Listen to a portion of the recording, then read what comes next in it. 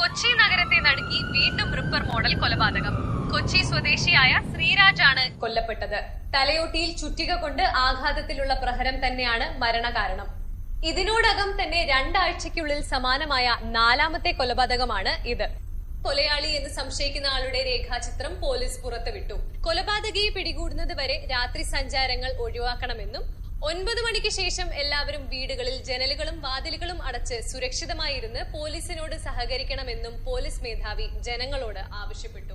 എടാ, ഇത് +2 പഠിക്കുന്ന ഒരു പെൺകുട്ടിയെ തലക്കടിച്ചു വന്ന കേസല്ല. ഇതെങ്ങനെ 4 പേരായത്? എടാ, അത് കഴിഞ്ഞ ആഴ്ച പെണ്ണിന്റെ കേസ്. അത് കഴിഞ്ഞ് കഴിഞ്ഞ ദിവസം 2 IT-കാരെയാ തലക്കടിച്ചു വന്നത്. ഇതൊക്കെ എപ്പാ? എടാ, കഴിഞ്ഞ ദിവസം രാത്രിയിൽ ഇവര് താമസിക്കുന്നിടത്ത് പോയി ഇയാള് വെല്ലടിച്ച് കഥ തുറന്നു കൊടുത്തവന്റെ തല തന്നെ അടിച്ചങ്ങ് പൊട്ടിച്ച്. അകത്ത് കിടന്ന് ഉറങ്ങിയവൻ കണ്ണു തുറന്ന് നോക്കുമ്പോൾ കാണുന്ന എന്തോന്നറിയോ? തൊട്ടപ്പുറത്ത് കിടന്ന് ഉറങ്ങിയവന്റെ തല ഇയാള് ചുറ്റിയെ വെച്ച് പൊട്ടപ്പെട്ടെന്ന് അടിച്ച് പൊട്ടിക്കുന്നു.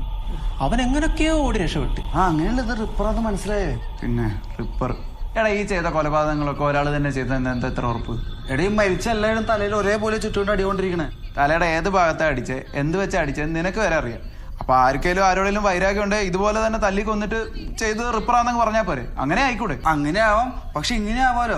ഒരു കാലമാണ് നമ്മുടെ നാട്ടിലെ പോലീസുകാർ രാത്രി 9 മണിക്ക് ശേഷം പുറത്തിറങ്ങി നടക്കണമെന്ന് പറയില്ലല്ലോ. പിന്നെ 9 മണി, പിന്നെ നാട്ടുകാരെ ആവശ്യമുള്ളവരൊക്കെ 9 മണിക്കൊക്കെ പുറത്തിറങ്ങി നടക്കും. എന്നാ പുറത്തിറങ്ങി നടക്ക്. കുറച്ചു മുമ്പ് ഒരു ചെറുപ്പക്കാരനെ ഇപ്പൊ തലക്കടിച്ച് വന്ന് അവിടെ ചുറ്റിയെ വെച്ച് തല ടാറ്റു അടിച്ചു തരും. പാവോടാ, ജോലിയൊക്കെ കഴിഞ്ഞ് രണ്ടര അടിക്കാന്നൊക്കെ പറഞ്ഞ് കുപ്പിയൊക്കെ മേടിച്ച് പോണ വഴിയായിരിക്കും. അയ്യോ, എടാ, മാത്തപ്പനെത്തിയില്ല, അവനെ വിളിച്ചേ. അയ്യോ, അവനും ജോലിയും കഴിഞ്ഞ് കുപ്പിയും മേടിച്ചാൽ അടിക്കാൻ വേണ്ടി വരുമായിരിക്കും. പെട്ടെന്ന് വരാൻ പറ.